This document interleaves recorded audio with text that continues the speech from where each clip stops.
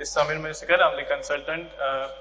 Recently at Top Course, so I very recently changed jobs. So if you have seen my description on the poster, it says technical evangelist at Dell. Yes, I was that up until the last week.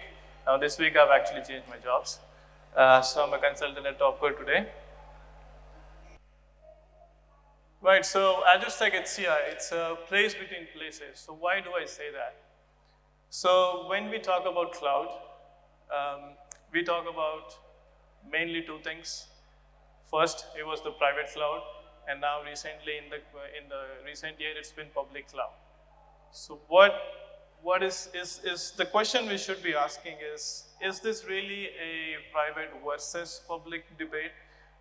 Is it us versus them? It is not at all, right? So the right approach to go is hybrid. I've seen a lot of people who are very hardcore advocates of cloud, public cloud that is, and that is absolutely fine. But having said that, you also have to evaluate for yourself. Just because your neighbor is moving to public cloud, don't move to public cloud. You have to make a decision according to your specifications, according to your requirements, right? So that is where hybrid cloud comes in. So that is basically a combination of public cloud and private cloud. Of course, we'll talk about that more in the upcoming slides. So Azure Stack HCI, it's the combination of two major technologies, Azure Arc and HCI. Now, neither of these technologies is new. Azure Arc is not new, HCI is not new. So for people who have attended Jayant's talk yesterday, he asked the question, does anybody know what HCI means? What does it stand for? Correct. So hyper-converged infrastructure. So what does that mean? What are we converging? So we are saying that it's hyper-converged, so we must be converging something. So what are we converging? Right? So we are, yes, exactly. But we are doing that in a software-defined manner, right? So there's a lot of, HCI again is not new. This has been in the market since long. It's been here since years. It's just that it is gaining a little more popularity nowadays. So we'll talk about HCI and we'll talk about Azure Arc separately, and then we'll see how they combine into making Azure Stack HCI. Can anyone tell me what Azure Arc is? Azure Arc, any guesses? Yes. Azure Arc is an Azure solution to onboard non-cloud devices or on-prem devices into the cloud and enable all Azure native services extended to all the extended services integrated through Arc. Absolutely, perfect. So Azure Arc is, like I like to call it, it's the glue that will stick your non-Azure resources to Azure Public Portal. Right? So using Azure Arc, it's a piece of software that you will install on your external non-Azure. So it can be multi-cloud, it can be on-premise, it can be sitting in, it could be an EC2 machine sitting in AWS or a virtual machine in GCP. All you have to do is install that Azure Arc agent and it will connect back to the Azure portal. And using that, you can streamline, you can have a single pane of glass for management of all of your virtual machines or any Arc-enabled infrastructure. So that is the combination. Azure Arc plus HCI makes up Azure Stack HCI. So let's talk about HCI first. So that stands for hyperconverged. Again, like I said, we are converging something. So what's the challenge? Why do we want to converge the infrastructure? So traditionally, there have been, in the data center, there are three main tiers of infrastructure. Can anyone tell what a data center is made up of? Three major components. Server, storage, and network, correct. So in a traditional database, there is a server tier, there is a network tier, and there is a storage tier. And then they are interconnected externally, essentially, right? So we are converging that. Why? Can you guess what are the problems, what are the challenges that you could have when you're maintaining a big, essentially isolated silos from each other? Why would we want to converge?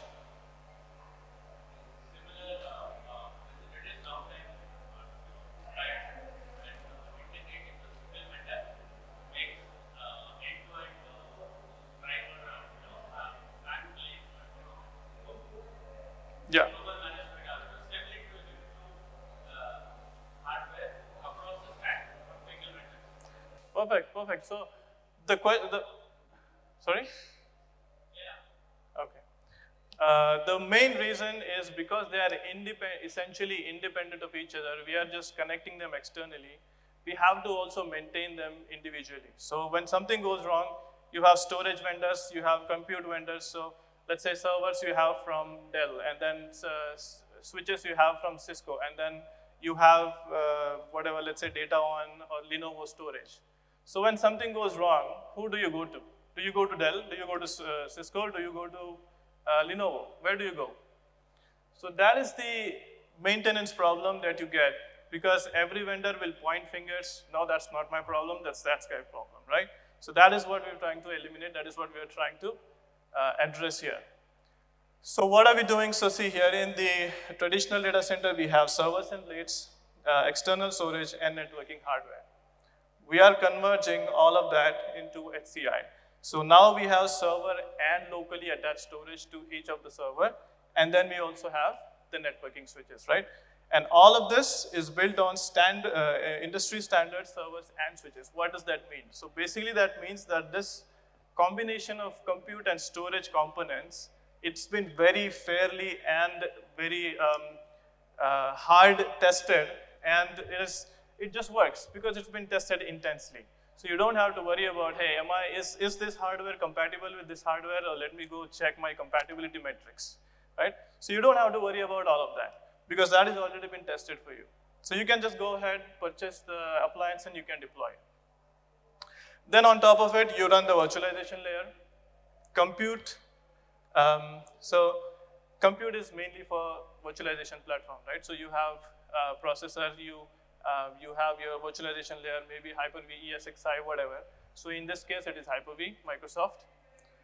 What that will do, it will abstract all the computing power, it will abstract all the storage from each node, and it will pull it in one single big pool of resources, right? And then you can distribute the compute, you can distribute the power as you want. And then all of this is unified management. So all of this is actually done using, in case of Azure Stack HCI, it is using Windows Admin Center. So everything, your storage components, your compute components, your networking even, everything will be done from the single point of the single console. So you don't have to worry anything about it, right? So it's just plug and play. Essentially, it is plug and play device. So we keep talking about the hybrid cloud. So what is this hybrid cloud anyway, right? So this is a native public Azure conference. Why have they chosen me? Why have they selected my hybrid cloud component in this conference? Can anyone guess what a hybrid cloud is? It's fairly obvious. Yeah, absolutely. It's the mix between the public cloud and private cloud. So let's very quickly define what a public cloud is, and quickly define what a private cloud is. Public cloud, in a way, I'm saying this on a very high level. Public cloud, you can subscribe to another vendor, let's say Microsoft. Microsoft has its data center. So public cloud is basically your services running on someone else's computers. Right? That is the very basic, very high level definition of a public cloud. Then you have a private cloud. Private cloud is your services, your infrastructure. Right? So it is everything is running on your data center, everything. You have the control over everything. You are managing, you're responsible for network, compute, hardware, software, updating, upgrading your hardware, software, right? So you are responsible for everything. That is the private cloud. Then we enter hybrid cloud. Hybrid cloud is essentially your data center, your services, but also using some Azure services from the public cloud. So in this conference, you've probably heard this a lot. My dad says the cloud is the answer to everything. Is it? Is it though? I mean, this is a question to wonder, right? Even Microsoft 4 or 5 years ago, the messaging from Microsoft was very clear. They were like, cloud, cloud, cloud, cloud, cloud, right? Everything, move everything to cloud. Don't think about anything, just everything is moved to cloud, right? But then, as the time progressed, people kind of came to the realization you know what, wait a minute. Maybe I'm making a mistake. I should not be going to public cloud entirely, right? There are candidates who should be staying on-prem. Now, their reasons could be different. It could be data sovereignty reasons, it could be data privacy reasons, it could be data gravity reasons, right? It could be the law of the land, right? So, for example, even Jan gave a great example yesterday, the Aadhaar system that we have here. So that is all Indian citizenship data, that we don't want to put that anywhere outside the country. It cannot leave the country, that is by law, right? So you cannot put any Indian citizen government data to public clouds. That is the law. So that is where there are many verticals like this. Government is just one of them. There is oil industry, there's mining industry, there's medical, there's insurance, there's finance and banking, right? So all of this data is very sensitive and cannot leave the boundary of your country, right? That is where you have to keep the data on-prem. In that case, is the public cloud answer to your questions? It is not, right? Yes, it could be secure. Over the years, it is getting more and more secure, but it's just a matter of law and, law and order. You cannot really defy the law and go to cloud. So that is not the answer in your case. Then what is hybrid? So when someone says, I need you to explain the concept of the hybrid cloud in simple terms, right? So hybrid cloud is a technology you don't understand, is combined with another one, right? But it doesn't have to be like that. Hybrid cloud is actually very simple because it's already, a lot of hybrid cloud has already been existing over the, 10, 20 years. So a lot of technology is overlapping. It's just reimagined, it's just redefined, it's just refreshed, right? So when somebody says, what is hybrid cloud? Is it both or neither? So my answer is, yeah, because it is both. It is also private, it is also public, but it is also neither at the same time, right? So you have the control of your data, you have the management of software, hardware, but while at the same time you are leveraging some public services. So digital transformation, so we are in the age of digital transformation. Now this age hasn't come recently. Actually, this has been going on for a long time.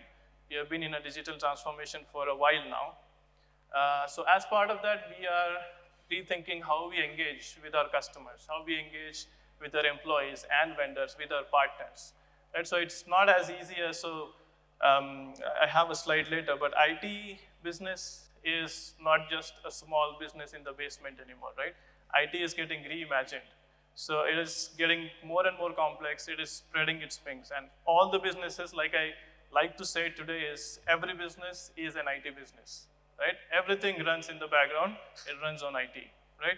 So IT is a vertical that is across, so it's a horizontal that is across everywhere.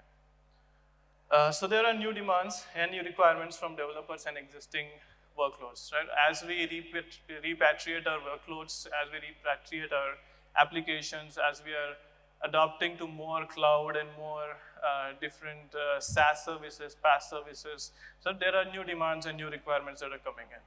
Every corner, if the business is impacted by this, it's not just IT, or it's not just the data center, it is also the core data center as well as the edge, right? So there's a great IDC survey, actually, Jayant mentioned it yesterday, that over 70% of the data in the future, in the next, I think, 3-4 years, is going to be generated in the edge. So what do I mean by edge? Can anyone guess what an edge location is? Edge locations or remote offices, branch offices.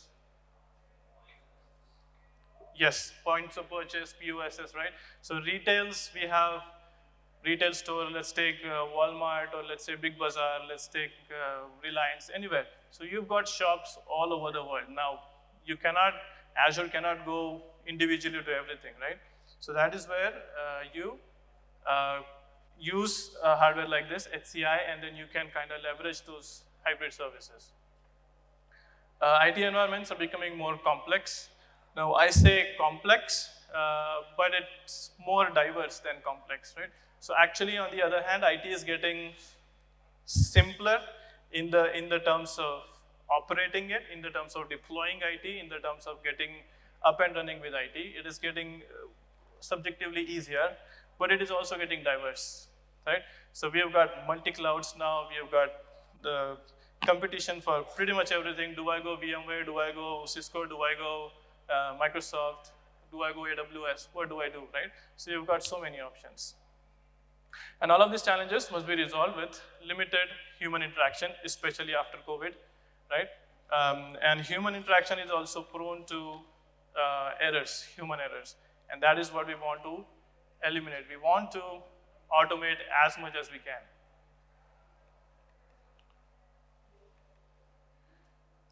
Now, as part of it, like I said, customer environments are also evolving.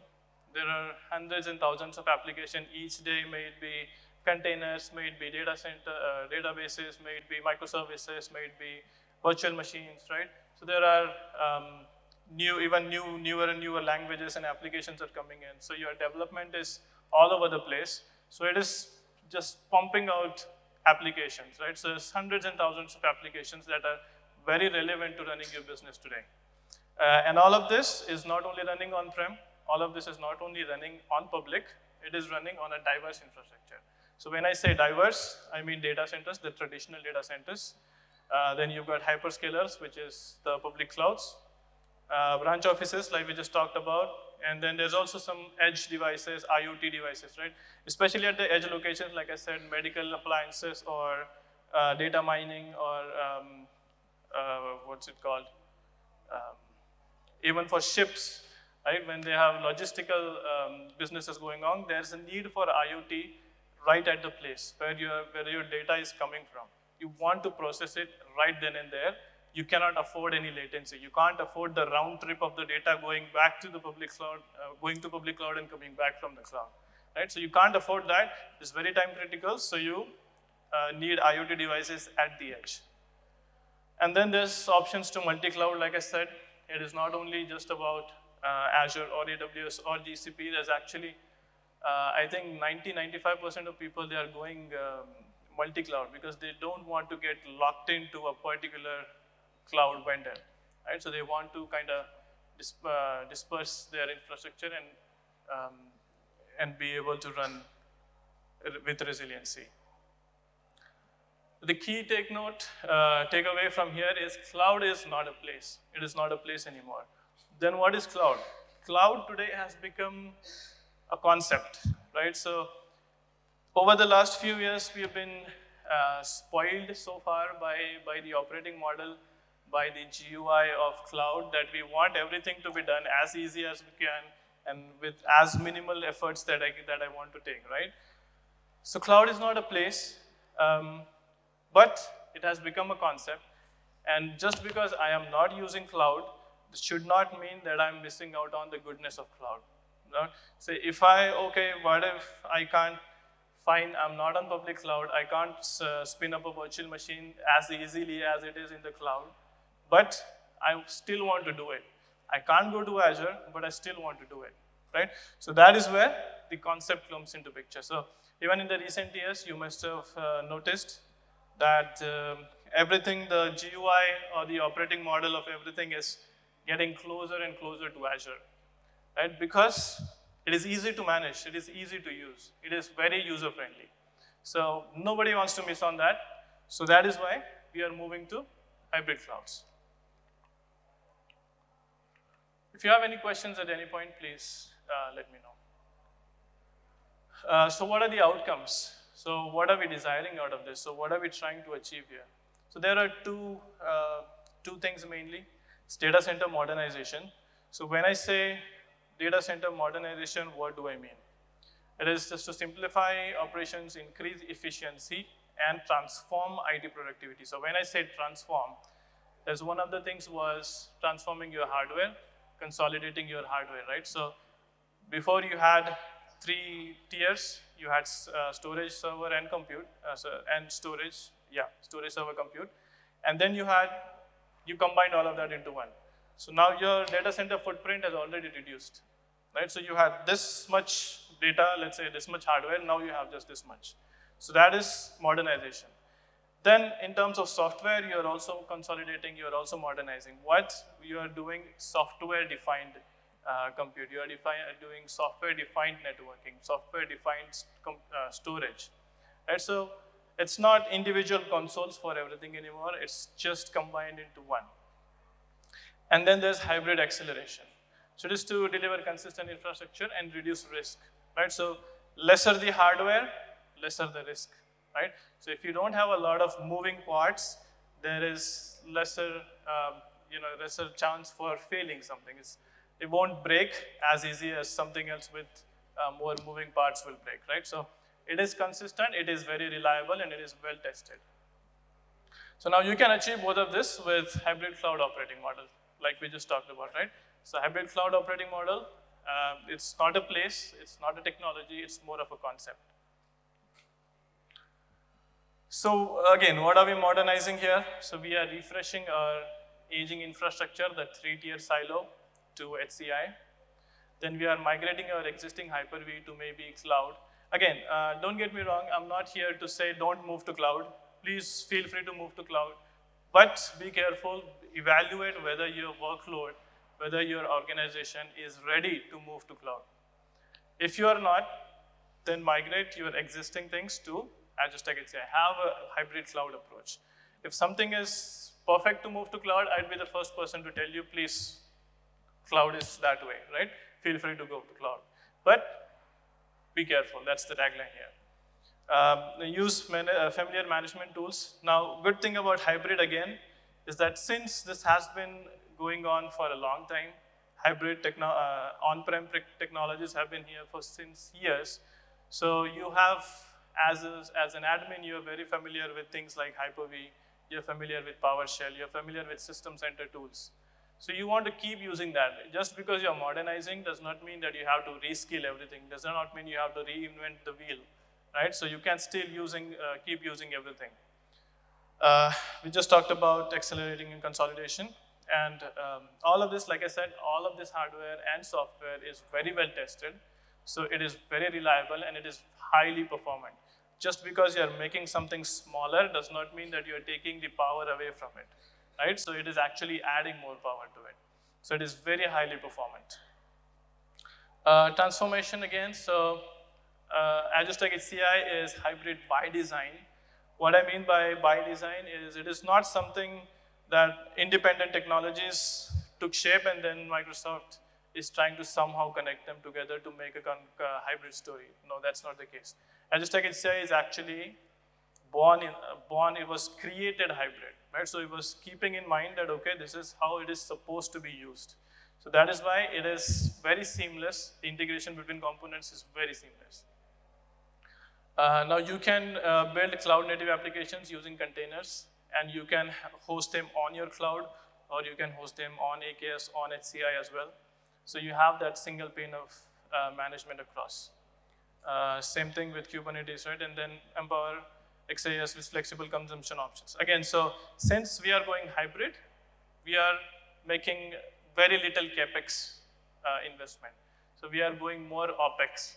Now, one of the enticing things about public cloud is that it is OpEx, right? So you are not locked in. You don't make upfront investments into any particular service.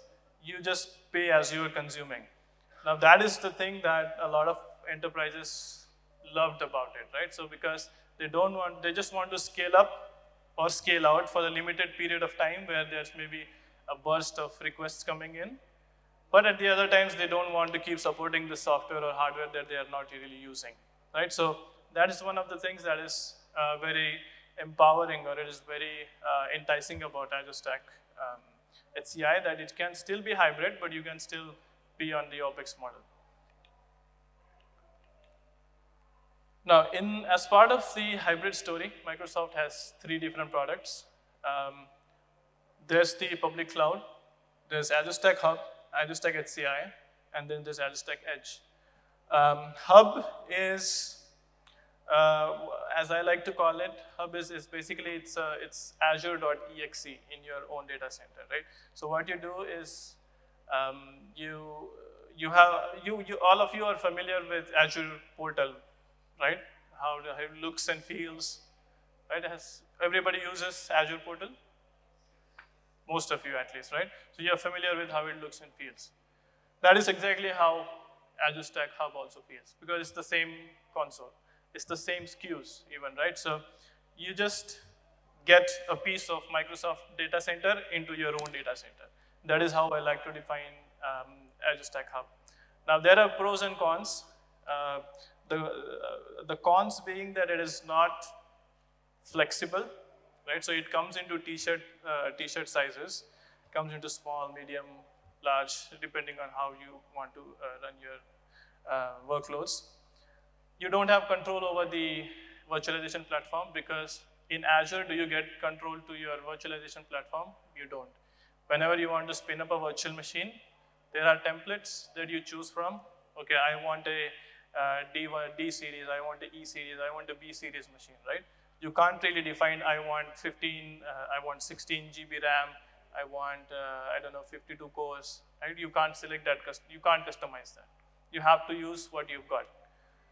Same goes with Hub, right? So you can't use your customized requirements. Oh, and on the other side, there's Azure Stack Edge. Now, Azure Stack Edge is catered for a very particular use case. Let's say it is more used in machine learning at the edge, like I said, right? So where there's no room for latency, where there's no room for any round trip, you can't afford that latency, then that is where you go for Azure Stack Edge. Now, this is a first-party appliance by Microsoft, meaning that Microsoft directly ships you the hardware. Now, in case of Azure Stack HCI, it is actually, Azure Stack HCI is the Microsoft part, but the hardware comes from the OEMs. That's the hardware comes from Dell, maybe Lenovo, HP, anything, right? So that is where Azure Stack HCI. Now, the difference between Hub and HCI is HCI is customizable. HCI is basically your on-prem data center, your essentially Hyper-V, but purpose-built. We'll talk about what purpose-built means in the upcoming slides. So there's scalable virtualization and storage. So it also runs on S2D. So there are 3 layers to it. It has compute, S2D, which is storage spaces direct, which is the software-defined storage layer, and SDN, which is software-defined networking. Now you can run high-performance workloads. Even the smallest, like 2-node cluster, will give you millions of IOPS, right? So performance is not an issue. Even if you're going for a smaller footprint, does not mean it is any less powerful.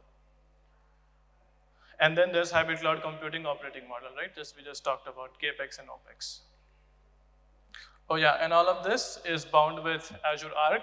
So you see here, all of this is facilitated by Azure Arc. Azure Arc is at the heart of Microsoft's hybrid story. So everything, again, I'll give you a quick refresher what Azure Arc is. It is just a glue that will stick your non-Azure resources to Azure. That's basically what it says on the slide there. So what is Azure Stack HCI? It is purpose-built HCI operating system delivered as a service.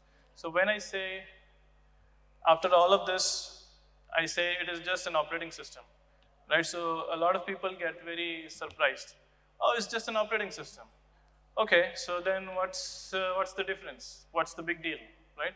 I also have Windows Server operating system. I'm already running Windows Server operating system. How is it different? Again, I have a slide that I will go through that compares the differences. But here it is, the key takeaway here is it is purpose-built HCI operating system. It is purpose-built for HCI. So it is optimized for running your HCI software-defined data center. This is the compute. Hyper-V is used for compute. So again, most of you are familiar with how Hyper-V works. It is storage spaces direct. Storage spaces direct is, again, is basically it will combine, it will take out all the individual disks and drives from each node, and it will combine into one big pool. That is what S2D does. And it is Azure-inspired networking. Again, so it goes and deploys a network controller, and so you don't have to really work with the hardware components. Again, not the focus of this talk, but It is also software-defined networking. And the good thing about that, which is missing in Windows Server, is it contains DR by default. Right? So it is stretched clustering by default. So it is not, you don't have to pay for anything. If you have Azure Stack HCI, you have your DR strategy also ready. And so it will automatically, not automatically, but it will, of course, you'll have to configure the cluster and all. But it will take care of disaster recovery for you as well. It is hybrid by design, like I said. It will actually, so once you deploy an Azure Stack HCI cluster, as part of the deployment, it will ask you to register your cluster to Azure. So what that does is it basically, it will project an image of your cluster into Azure. Now Azure will think, this is a first-class Azure resource, right? It does not differentiate. It doesn't know that it is sitting on-prem. It just feels like, okay, this is just my native virtual machine. And that is how it treats it. Right? So you will be able to use all the Azure governance, all the management policies, and all identity management, most Azure services you can still use on that cluster, which is sitting on-prem, but it is treated as native in public cloud. Yeah, same thing in management and governance. Since it is an Azure service, it will be up to date, so you don't have to worry about maintaining the service, and it is native integration with Azure services. Again, like I said, it is essentially a first-class resource in Azure, so it does not differentiate, okay, this is not really an Azure resource, I don't care about it. No, it will just treat it as if it was an Azure resource. And again, familiar management tools. So you are already familiar with managing your infrastructure with these tools like Windows Admin Center, System Center, PowerShell.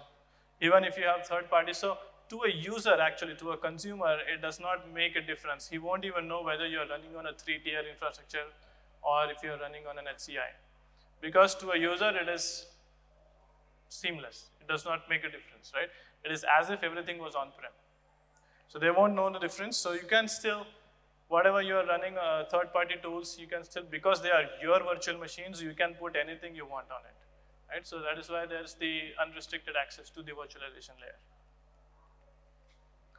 Now this is the architecture on a very high level. It starts from the validated partner hardware. Like I said, could be, now there's a whole list of vendors, but the big ones are Dell, HP, Lenovo, DataOne, Cisco, all those things. Now there's also a difference between a validated hardware and an integrated hardware, but then that's a discussion for another day. The Stack OS basically combines Hyper-V, S2D, and SDN, like we just talked about. And then on top of it, you will run. So this is backstage, right? So this is not exposed to the user. User will interact from here. So they will interact to the guest virtual machine that you're putting on the virtualization layer. Now you can put Windows Server, you can put Linux, or you can put AKS also, which is, again, very powerful. If you have attended Jayan's session on that particular thing yesterday, I'm sure you would have really appreciated it. Windows Admin Center UI, so all of this, the de facto tool for managing all of this is Windows Admin Center. Again, something that most of you are already familiar with, right? So you don't have to upskill, you don't have to reskill, right? You keep using your existing skills. And then using Azure Arc, you can connect remotely from wherever your data center is, wherever your edge location is, you can connect remotely to public cloud. Now I said this is Azure Stack HCI is only an operating system. So what's the difference? So is Windows Server. Now Windows Server is of course still here and it will be here, it's not going anywhere. But the difference is Windows Server is like a catch-all framework for all your applications. It provides libraries for everything, for all applications to be able to run on them. While Azure Stack HCI is very purpose-built, it does not have all the features, does not have all the roles that the Windows Server operating system can have. Right? So it will only do some things like S2D, it will do Hyper-V, it will do virtualization, of course, right? And there's a couple of other roles that it will do, and that's all. You cannot install, say, for example, DNS on Azure Stack HCI. You can't install DHCP on Azure Stack. Print spooler, you can't do those things on Azure Stack HCI. Yeah, so it provides runtime for all Windows applications, while on the Azure Stack HCI, it is just the host. On top of it, you will install Windows Server, and that will provide the runtime for your applications. Now, this is traditional VM-based licensing. So you have enterprise agreements, volume licensing, data center licensing, and all. While there, you have Azure subscription-based license. So when you, like I said, you register your cluster to Azure, it will project into Azure, and you will be billed on your subscription. Right? So the standard cost is $10 per physical core per month, and that is how it will be added to your subscription bill. So what are the key highlights? Azure Stack HCI, if you adopt Azure Stack HCI over traditional Hyper-V, there are some hybrid benefits that you can avail, right? So you can go for 3 years of free extended security support from Microsoft. So for Windows Server, these products are almost end of support now. They are currently in extended support. So if you move to Azure or Azure Stack HCI, you get free extended security support. Now, there's the other one, customers with existing EA, and EA is enterprise agreement, and SA is software assurance. So if your agreement if your organization has that license, then basically Azure Stack HCI is free for you. And this was a very recent announcement made in Ignite just last week. This is one of the announcement that has made a lot of people happy because they didn't want to reinvest, because a lot of customers said, hey man, okay, Azure Stack HCI is good and all, I want to adopt it, but I'm already invested into this license, so I don't want to. Is there a way that I can use my existing course that I've already purchased? Can I repurpose it? Then Microsoft said, okay, sure, you can. So that is one of the most exciting announcement that happened in the Ignite. And now, like I said, it has built-in DR with stretch clustering. It can be active-active, it can also be active-passive. Now this is one of the most loved feature of Azure Stack HCI recently, is that you can provision VMs. So just imagine, I log into the public cloud, I have an Azure Stack HCI cluster on my premise. Using my Azure portal, I can spin up a virtual machine on my data center. How cool is that, right? So you don't have to keep switching, oh, okay, this is on-prem, let me go log into my on-prem. Oh, this is cloud, let me go log into cloud. Nope. So all you have to do, log into cloud, and then you can leverage all the Azure things, all the Azure constructs, and still spin up a virtual machine on your premise. It's absolutely amazing. Again, one of the things that was announced in Ignite is you can now also manage extensions. So what that means is now you can just basically, while you're provisioning the virtual machine, you can have a bunch of extensions, you can run a bunch of custom scripts as part of the deployment, and once the virtual machine comes up, it will be domain joined, it will have, let's say, Azure Arc agent, it will have Azure Monitor agent, it can have everything. So from the moment it is deployed, it will be production ready. Right? So you have taken your time from days to just minutes. Now, as part of it, you can also provision some marketplace OS images, including the Azure edition, which has all the great functions as hot patching and everything. Now, in the recent, one of the recent announcements was also that similar to how you've been provisioning virtual machines on-prem using cloud, you can do the same for AKS clusters now. Now, before, AKS clusters were somewhat different, but now it is integrated within the Azure Arc, right? So you can also spin up the cluster on-prem using the Azure portal. And again, this is one of the recent announcements that you can, traditionally you have been purchasing hardware from OEMs like Dell and all, but now you can also purchase directly from Microsoft. And so there's been, I host a podcast on Experts Live India. So I had a product manager from Microsoft who works in Azure Fast Track team. There's one of the things that they're planning for a while, but they're also made it so that it is limited in use case, and it does not replace or it does not eat away any of the OEM's business. So it is actually a very interesting conversation that I had just yesterday with him. So it should be publishing that podcast soon. So what are the use cases? These are just some of them. I won't run through all of them. You will get the slides. You can read yourself. But this is basically everything that you can run on-prem today, you can run on Azure Stack HCI. That's the tagline. That's everything, right? So these are just some of the most common ones, like VDI. It's called AVD now, Azure Virtual Desktops, or AKS. Or for edge processing, you have database right in there and there. So you have your source of data. You are also processing the data at the same place. And then again, like I said, Hyper-V refresh and everything. Now I planned a quick demo, but I think we are running out of time. Okay, awesome. Thank you so much.